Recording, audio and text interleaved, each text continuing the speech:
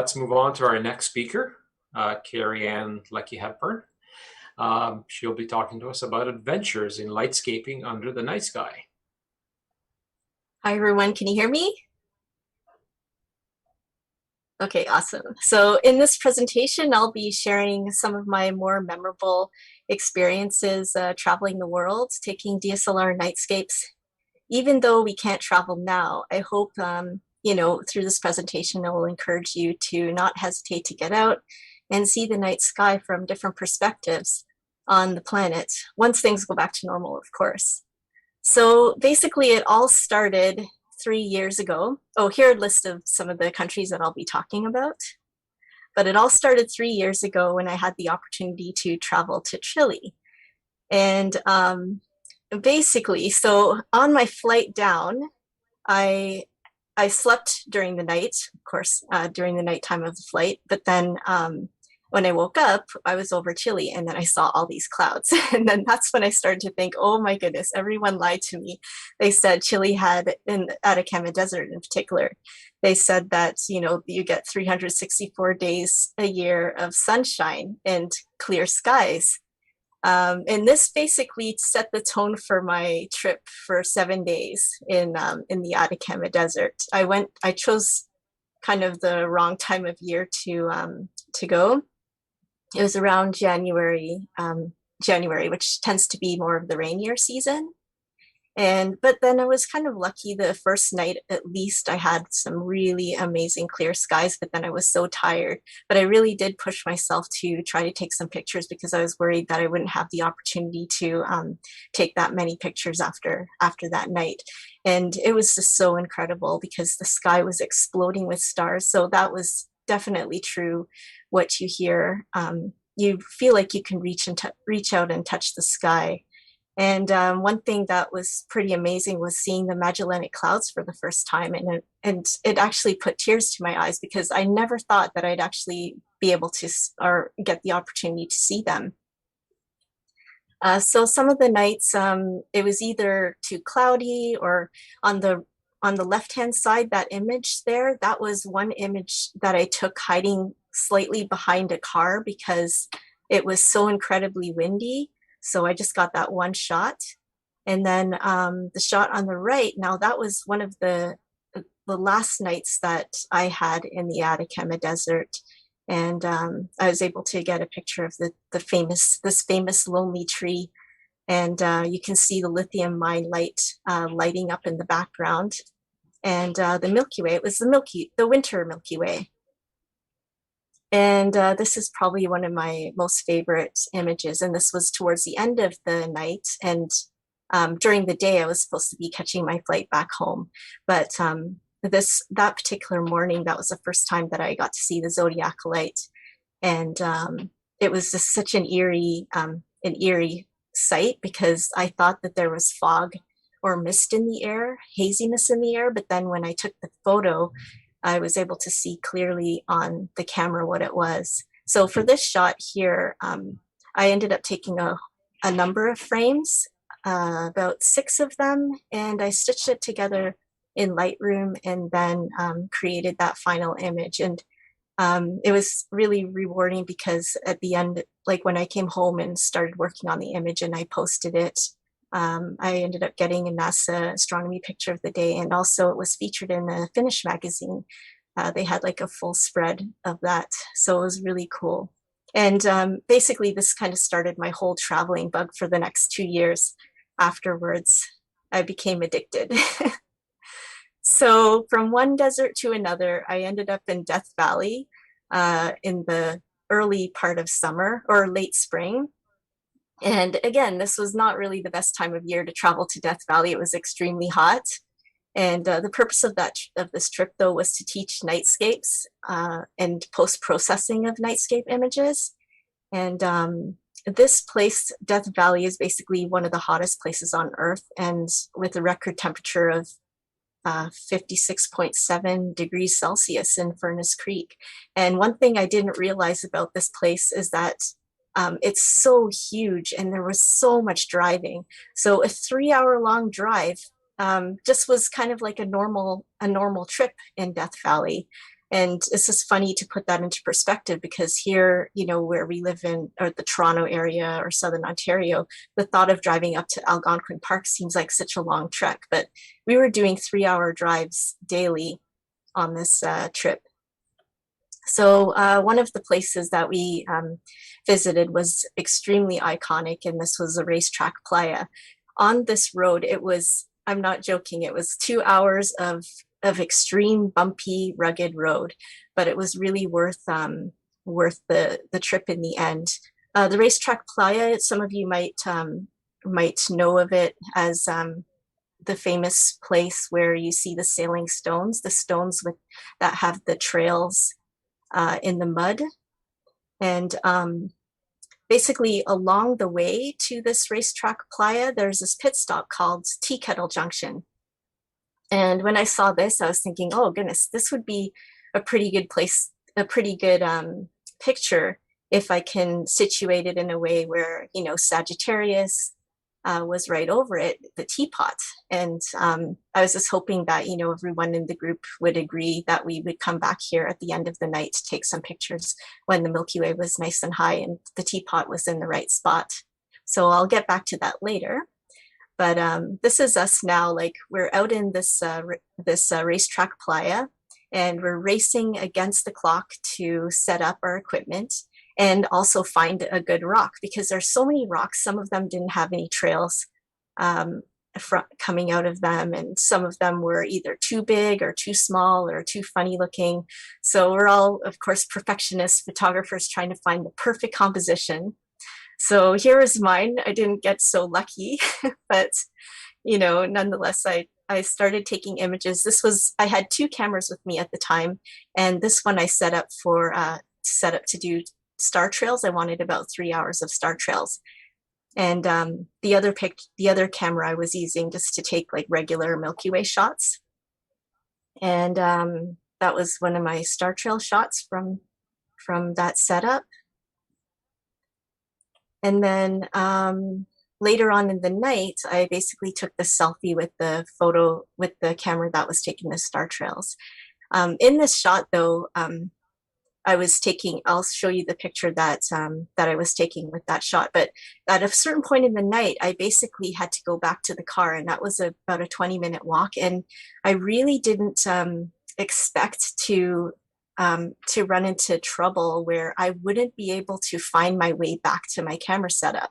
It was extremely dark, and you kind of take for granted how dark things can be in such a wide space. I didn't realize that I could only actually see 20 feet ahead of me, even with the flashlight. So on my way back to my camera equipment, I had to call out to the other people in the workshop to try to get them to help me to find where my setup was with my camera.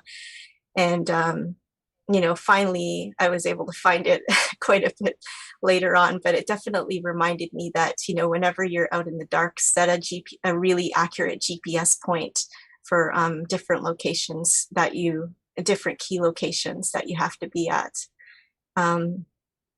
So with this picture here, I'm taking a selfie of me taking a picture of this shot here. So this was one of the best rocks that I could find with trails.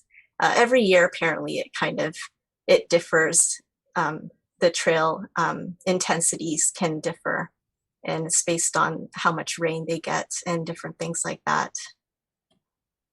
So now at the end of the night, we finally did actually make it back to the tea kettle junction.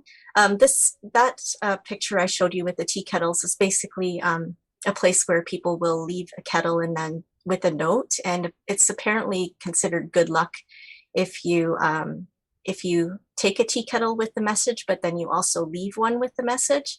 So every year this tea kettle junction point actually changes. The kettles on display changes.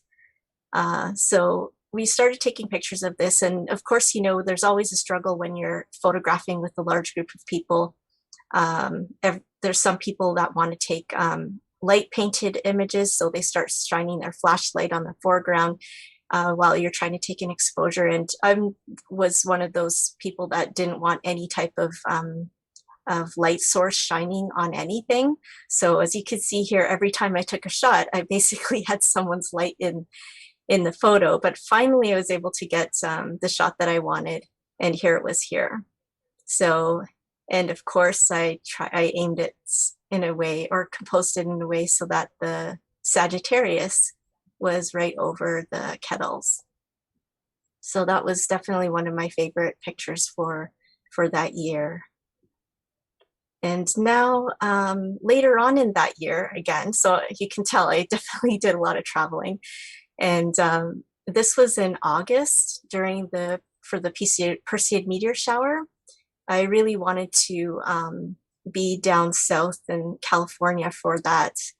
But also we know there's a problem in the summer where we tend to get a lot of forest fires. And this happened to be the worst year for forest fire and wildfire smoke. Actually, if you look at a satellite image from August 2018, you could see that there was smoke everywhere. And I checked the maps before I went on the trip, and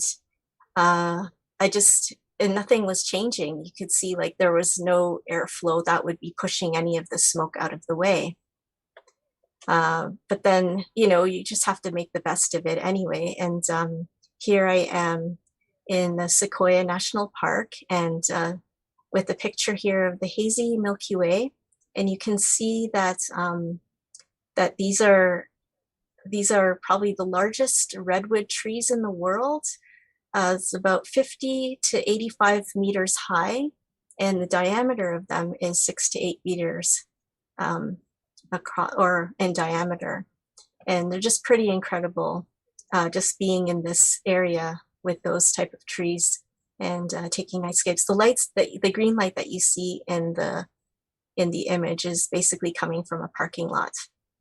So basically, that particular night, also we wanted to get a good vantage point for the Perseid meteor shower. So we figured that if we go a little bit higher, then maybe we could get out of the smoke. And we decided to climb Moro Rock. And Moro Rock is a 300-foot climb up a steep staircase. And basically, at this point, you're at 6,700 feet above the sea level.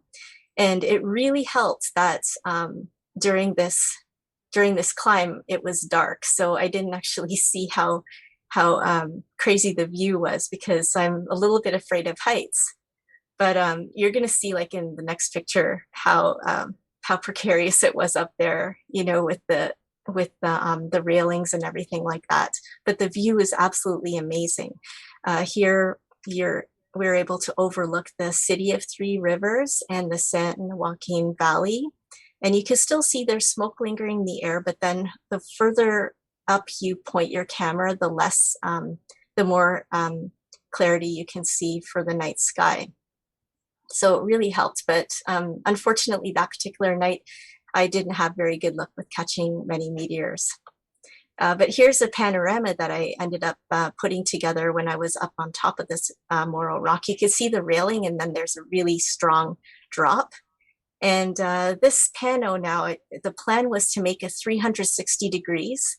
So just panning my camera around. But the advantage to doing these type of panorama shots is that you can get endless combinations of compositions. So you can frame, I put the frames into a software called PTGUI, which is a very popular panorama stitching software. And with that, you can basically create so many different panoramic images. And you could see here all the different options that you can get.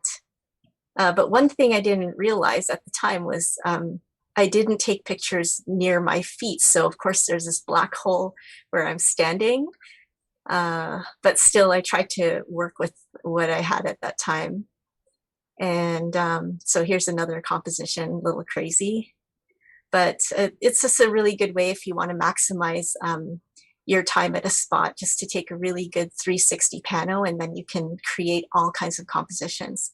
So with that picture, I realized that, with that hole, it wasn't going to work out. So I had to use some content aware tool in Photoshop to eventually fill in that missing area. And then this is what I ended up getting. So this was the final image that I was really happy with. And you can see I actually did catch one Perseid meteor. So also in the trip, I was able to visit a place called Grizzly Falls, and I'm not surprised by the name because in this particular area of the Kings Canyon, there were so many bears that I saw, and it was pretty scary just being in the pitch black, surrounded by all these trees and knowing that, you know, a bear could be around. So my friend, he actually had night vision binoculars. So he was kind of looking out and just making sure there are no animals approaching at the time when we were taking these shots. But in this particular image, you really can see with this 48-second long exposure, you can see that how we take for granted how much light we actually get from the night sky, because I'm surrounded by trees, and this was just a tiny little gap in the sky with the Milky Way. And then this is a 5-minute exposure. So still like this particular shot, if you zoom in, there's so much noise because of course, when you're taking pictures in the summer heat, you get a lot of that noise. But I also figured that, you know, it just wasn't going to work out for me to just take 5 like really, really long exposures like this. So we had to resort to other methods such as light painting. So this is probably the only time that I actually decided that, you know, I'm going to give into this light painting and use a flashlight and shine around the scenery. And we did it in small pieces. So you could see we highlighted certain parts of the waterfalls and the rocks. And then when I got home, I stitched it all together and then was finally able to create this image. And I tried to make it look as natural, but as dreamy as possible, of course. And yeah, so that was one of my favorite shots from that particular trip. Now, this was a place that I was never expecting that I would ever end up visiting in my life. So it was such a cool opportunity to go to China. This was basically later on in the year towards the fall. And I was in contact with Optolong Astrofilter Company. They were, we basically communicated a lot for the past year, and, you know, they had me testing out some of their filters, and then they decided, you know, they wanted me to come to China and check out their factory. So I was super thrilled with that and jumped for the opportunity, even though it was like, you know, pretty scary experience just traveling across to the other side of the world by yourself.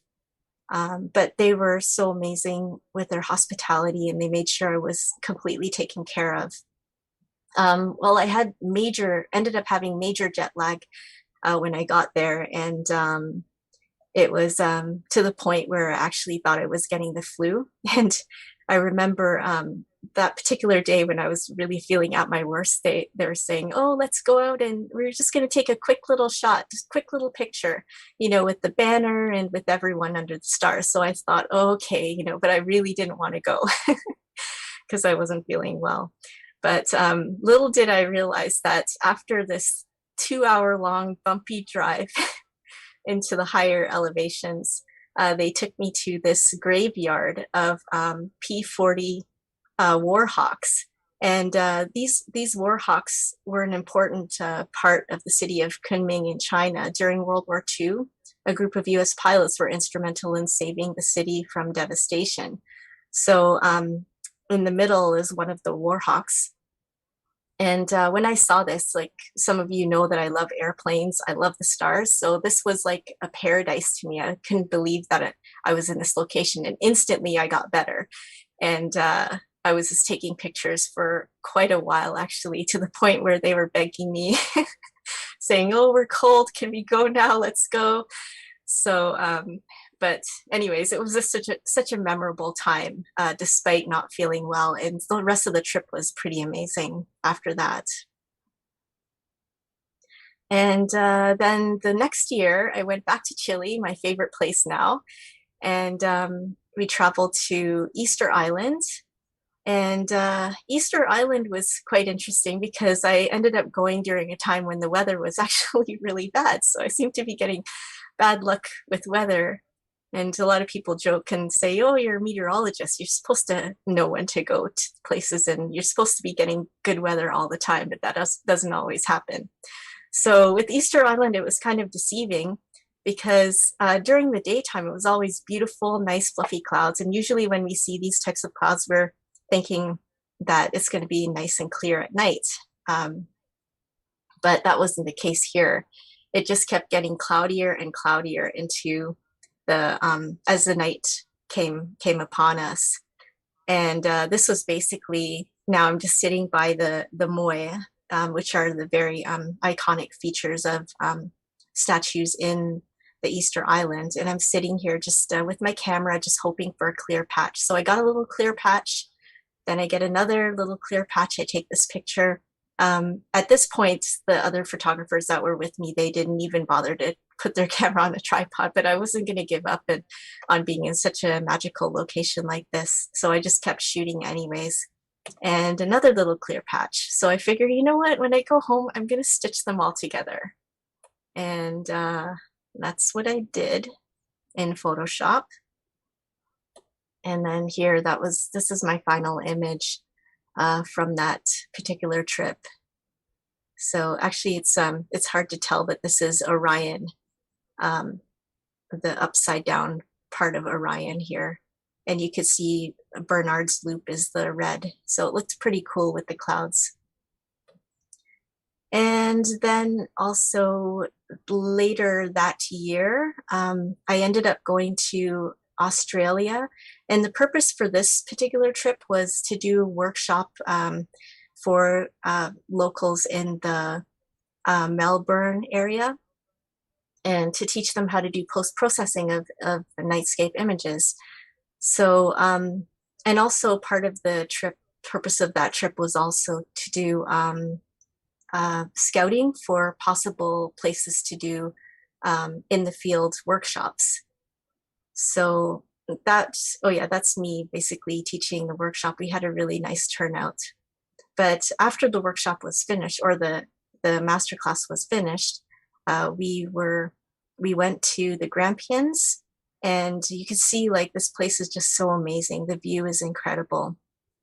And this was an amazing, like I was really excited for this trip in particular because I never actually was able to see, I've never seen the galactic center, the full galactic center high in the sky, because every time I've gone south of the equator, it's been at the wrong time of year. So this was November, when it was near the end of this Milky Way galactic center season.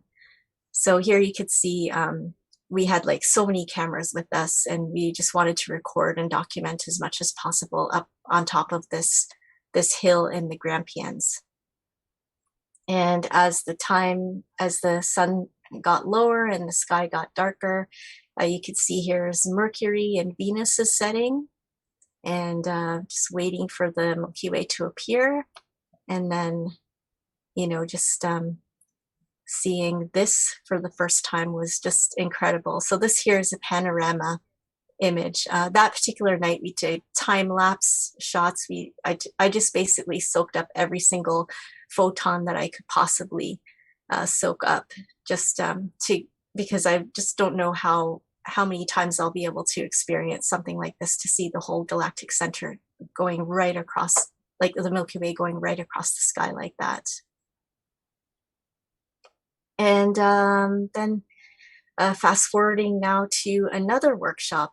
This was in the spring of 2019. I went to Spain, Menorca, an island off of Spain. And the purpose of this was for the Photopills camp. There's an app called Photopills, and basically every year they put this workshop on. So I was really happy to be invited to kind of help out with it. And this location was pretty incredible because I just find like the diversity in the landscape was just unbelievable. Here you can see like there are a lot of people on this trip, probably the largest group of people taking photos in one particular spot. And here's a shot of one of the famous lighthouses, Favoritics.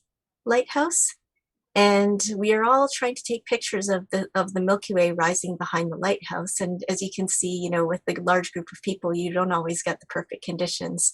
Lights going off here and there, and you can see the red lights lit up the rocks. And actually, this ended up being my favorite picture, despite it being a light polluted shot with the red lights. So I kind of thought that this looked like, you know, red flowers in the rocks, and some people thought that it looked like lava.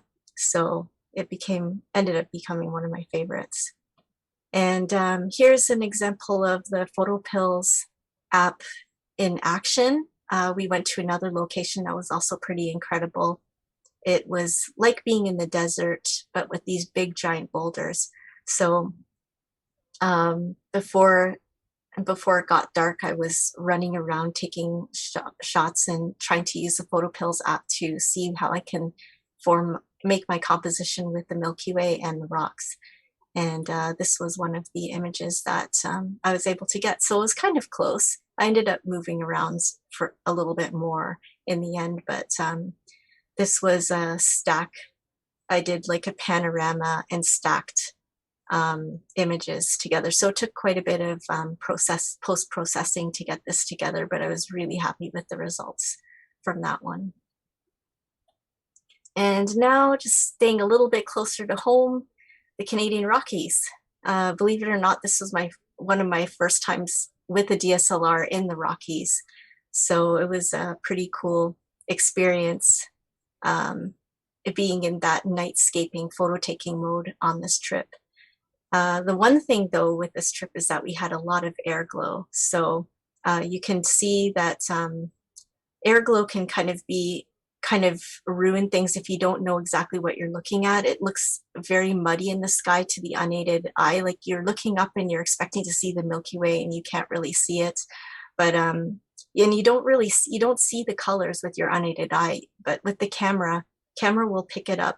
Even faintly will pick it up, but sometimes it's misleading and you think that it's camera noise or something unappealing. So I'll just show you like a really quick little time lapse of me photo editing, and just to show you like what the raw pictures actually look like from one of those nights of taking pictures. So you can see it just looks like really muddy in the night sky, and you'd be tempted to just use noise reduction and get rid of all of it. But if you do some careful analysis of it and you're very careful with how you're post-processing, you can bring out these colors and then make a nice image out of it.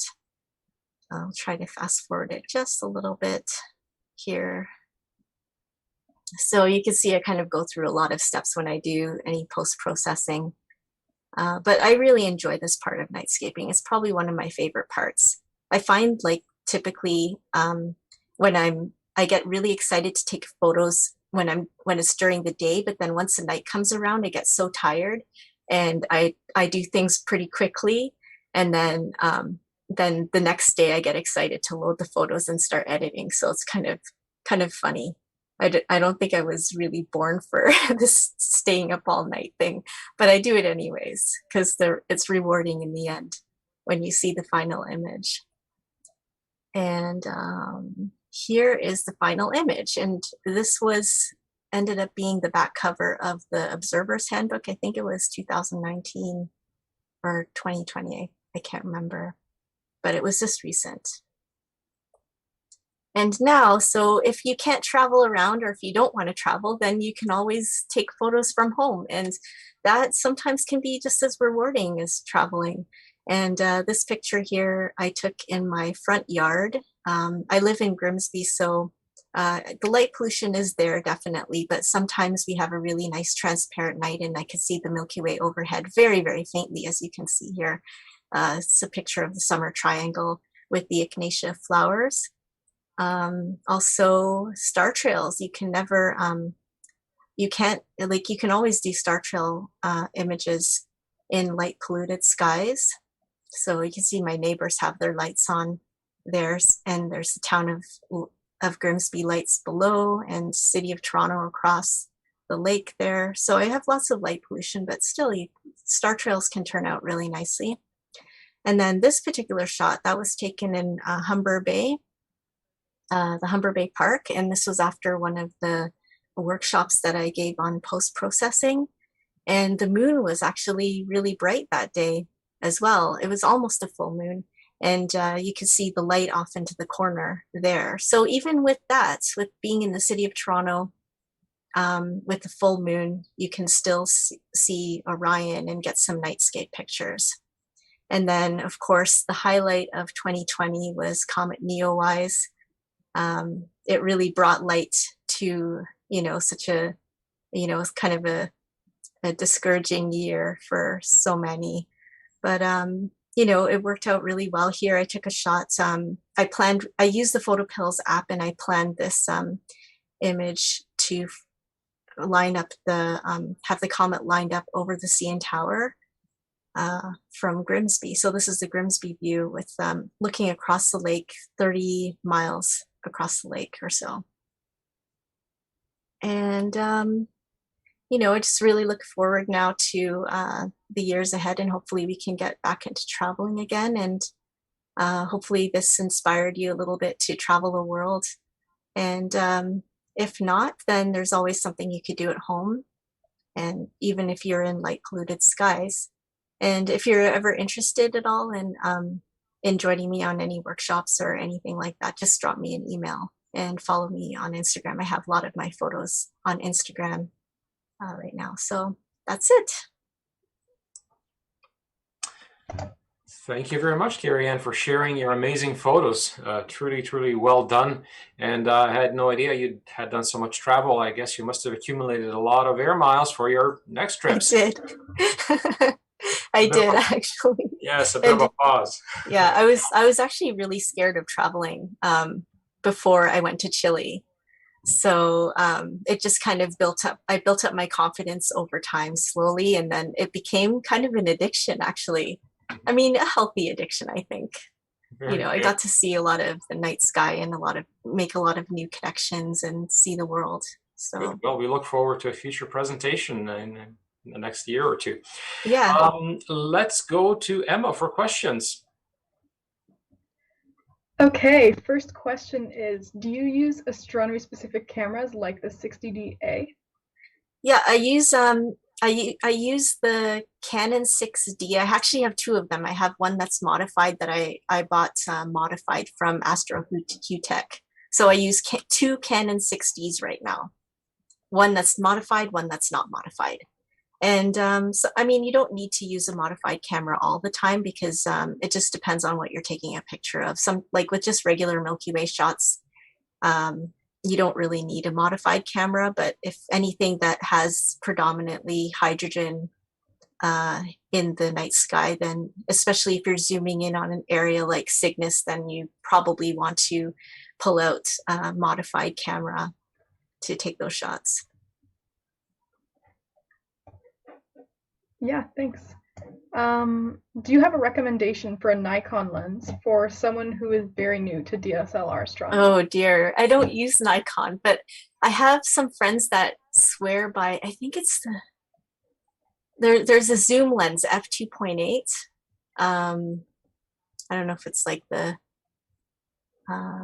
14 millimeter to 24 or something like that.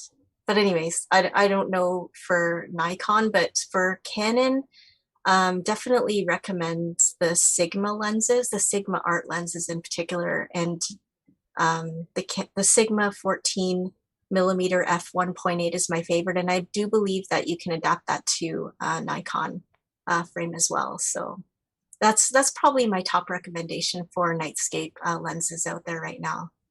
So Sigma art 14 millimeter f1.8. Very nice. Paul wants to know what tracker you use, brand and model.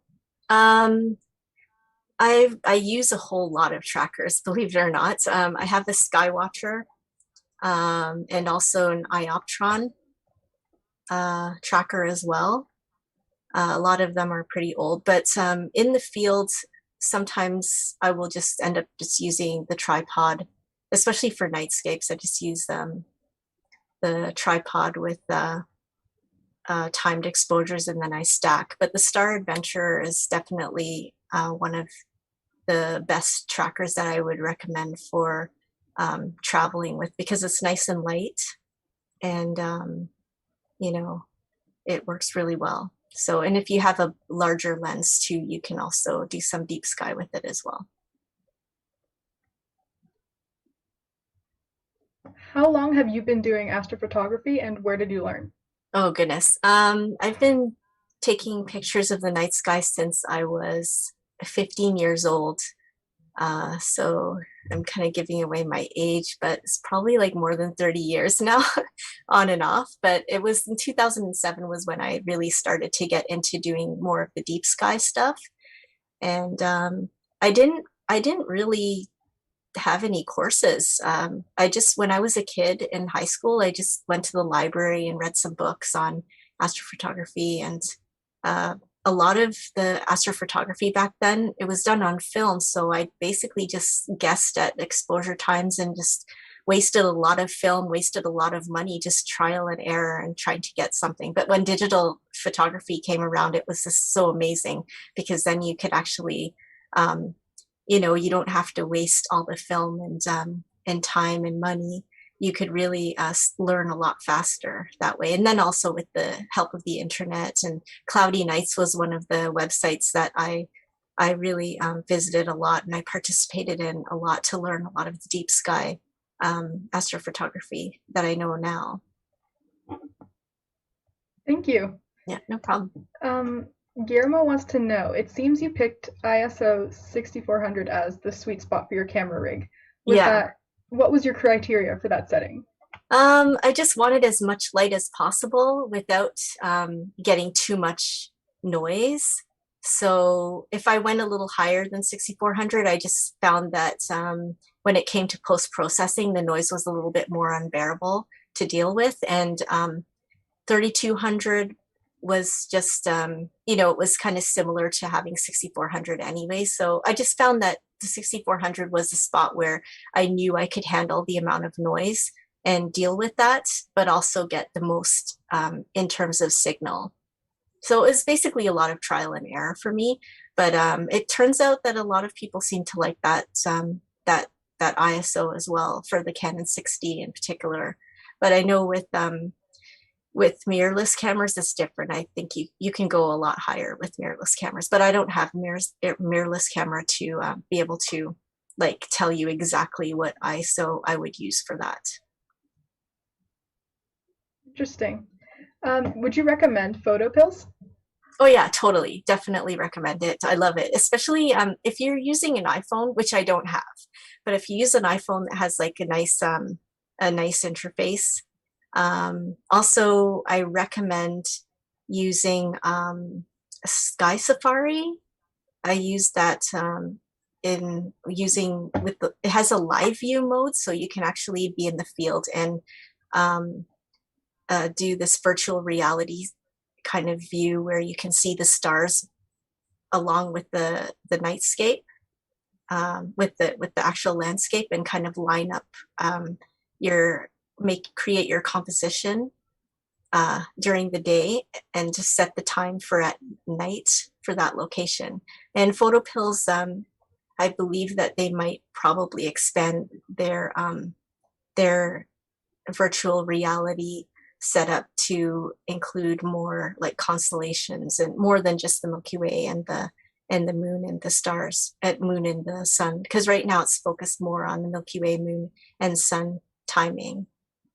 So, but yeah, definitely Photopills is one of the best apps that and one of my most favorite apps that I like to use. Other than that, are there any other plugins that you would recommend? I mean, there's Photographer's Ephemeris, but I don't think you can do Milky Way planning with that. And there's also Planet Pro. That's another good option for planning nightscape images as well. So there's quite a few out there right now for planning. That's it. That's all the questions we have from the YouTube chat. Awesome. Thank you. Kerry-Ann, if you don't mind, I just thought of a question myself. You mentioned sky glow when you were talking about the Rockies. Yeah. Did you have The sky airglow. problem, airglow? Did you have a problem elsewhere in the world with airglow? Oh yeah, definitely. Like almost everywhere where I've been, we had some airglow, especially in the Atacama Desert in particular tends to have a bit more airglow now over the years. But yeah, like I've been noticing it a lot more and more over the years, for sure. Okay. Yeah. Understood. Thank you.